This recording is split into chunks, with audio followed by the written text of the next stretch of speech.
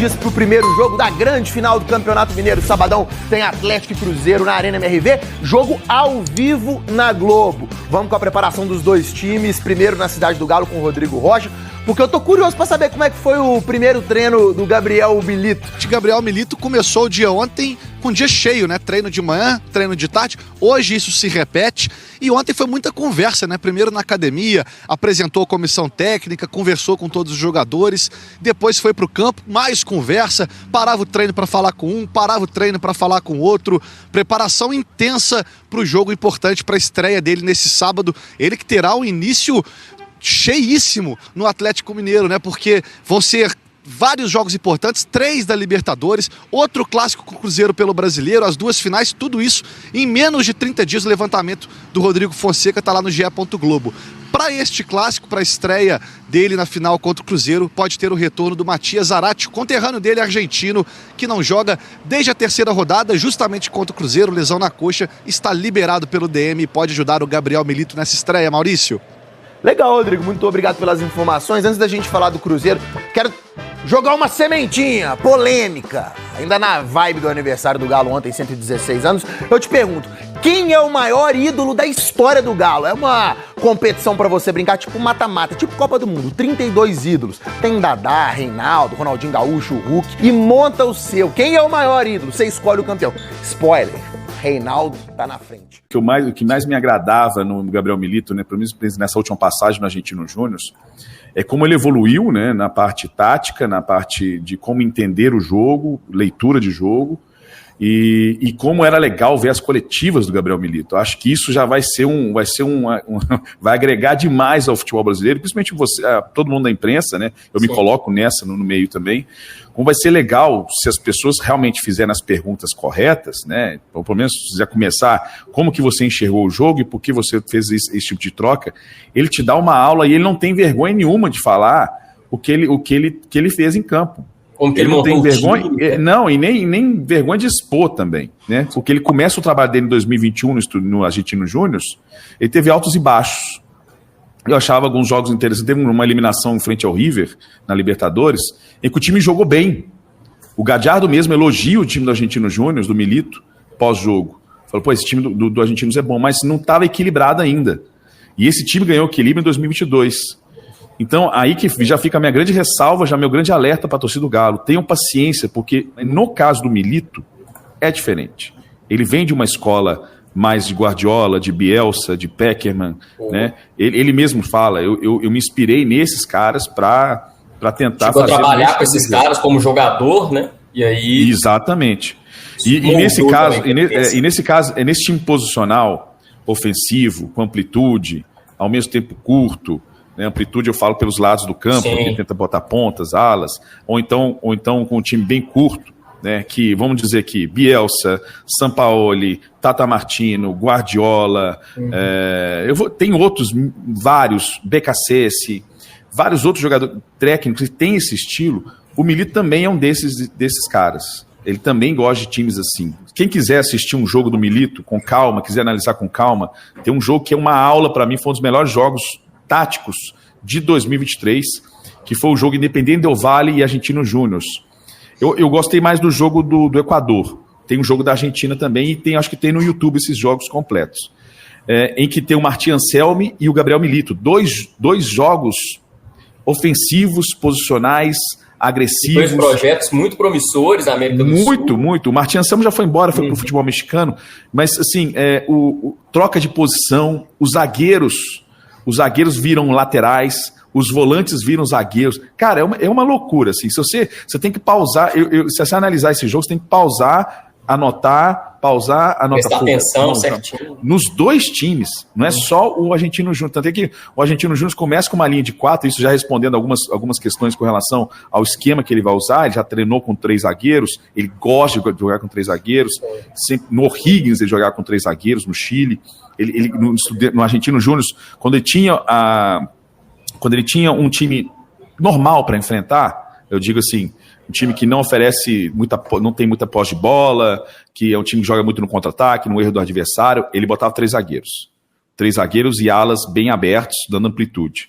Agora, quando ele enfrentava times agressivos, como o do Gadiardo, o Independente Del Valle, ele fechava ou numa linha de 5 ou numa linha de 4, né? Alternando durante o jogo. Isso que é legal do Milito. Você vê a alternância durante o jogo, né? E muitas vezes ele nem transforma os 3 zagueiros numa linha de 5 também, né? Em alguns jogos, quando o time não é tão agressivo, porque justamente os jogadores pressionam tanto lá na frente que eles nem recompõem para formar uma linha de 5, né? E aí, muitas vezes, fica a linha de 3 zagueiros mesmo e os caras pressionam lá na frente a saída de bola do time adversário e mantém a linha de 3 defendendo, né? Essa pressão pós-perda é uma obrigação. Eu lembro que o Sampaoli treinava muito isso aqui, treinou muito na seleção chilena, na Laú de Chile também. Essa pressão pós-bola, ela tem que ser muito bem feita. Se não for bem feita, você mata metade do seu jogo defensivo. Porque a recomposição é o problema do Milito, né?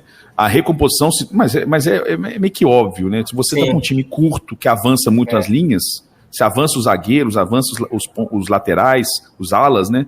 Lógico que você vai ficar exposto. Você vai oferecer o campo adversário. E se você não fizer uma boa pressão pós-perda, você vai oferecer mesmo 2, 3 bolas. Se o outro time tiver esse contra-ataque, e principalmente um articulador que toque bola rápido, ou que faça bons lançamentos, ele mata o seu time, né? Mas esse é o grande problema do Milito, né, no Argentino Júnior. Só que ele ganhou muito equilíbrio nos últimos anos, né? Porque os jogadores do meio de campo e os zagueiros estão acostumados, vou subir na hora certa. Sabe um cara que trabalhou muito, mas na boa época dele, né? O Mariano, no Sevilha, com o Sampaoli algumas vezes também, ou com outros técnicos, ele trabalhou com uma linha de 3 e trabalhou como zagueiro também. Hoje o Mariano eu vejo bem, com a técnica bem abaixo, já caiu muito, fisicamente também caiu muito, mas ele seria um cara tipo o Kevin McAllister se estivesse há uns 4, 5 anos atrás, com o físico que ele tem. Pode ser uma opção pro Milito, né? Embora eu acho que ele vai usar o Saravia mesmo como um ala ali, né? Mais esticado. Eu fico imaginando. O Arana a gente não tem nem discussão. O Arana pode inverter com o médio, que ele fala de centro médio pelo lado esquerdo, que ele gosta de como se fosse um volante saída pelo lado esquerdo, né? Ele pode inverter com ele, às vezes ser um Rubens, o Rubens cobre, o Arana avança. Ele gosta de ter essas alternâncias, assim, essas mudanças, assim. Agora, e é o grande trabalho do Milito justamente porque tem um elenco para fazer isso bem, né? Eu acho que ele tem elenco, ele tem elenco. Lógico, tem algumas peças que precisam ser um lateral. Eu ainda acho que o Galo não tem lateral direito, um ala direita que dê confiança, né? Que passe uma confiança para até você jogar com ala mesmo. Às vezes você pode improvisar. Sabe, isso acontece muito, os brasileiros não fazem muito isso. Mas numa linha de 3 zagueiros jogando com alas, bota um cara que consiga recompor, mas que seja mais ofensivo, né? Você ter uma ideia, eu estou imaginando aqui uma época um Savarino. O Savarino podia fazer uma ala, né? Apesar do Savarino não ser uma grande, evoluiu muito na recomposição, mas ainda não é um expert. Ele podia voltar e fazer um Danilinho da vida, podia voltar e marcar, né? Eu não vejo nesse elenco do Galo um cara que faça essa recomposição, porque eu não acredito no potencial físico do Edenilson. Acho que o Edenilson, para mim, já está em final de carreira, já indo para a final da carreira dele. Por isso que ele caiu muito de produção, né? Patrick eu também não vejo fazendo pelo lado esquerdo. 2 jogadores que, inclusive, o Atlético pensa até em descartar, né? Em renegociar, né? Que são caras. Ou então ele começa a trabalhar desde a base o Vitinho. É o Vitinho, né? Que tá na ladeira. Começa a trabalhar ele, começa a fazer que ele faça a função de recuar para defender. Uma opção que até a torcida gostaria mais, inclusive.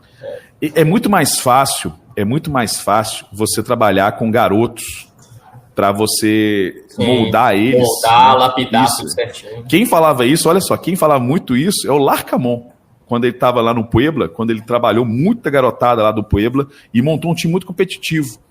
Isso é muito interessante para o Atlético hoje, porque é algo que o Atlético precisa, pelo sentido mercadológico, virou SAF, quer comercializar mais jogadores, é interessante que você use mais jogadores da base.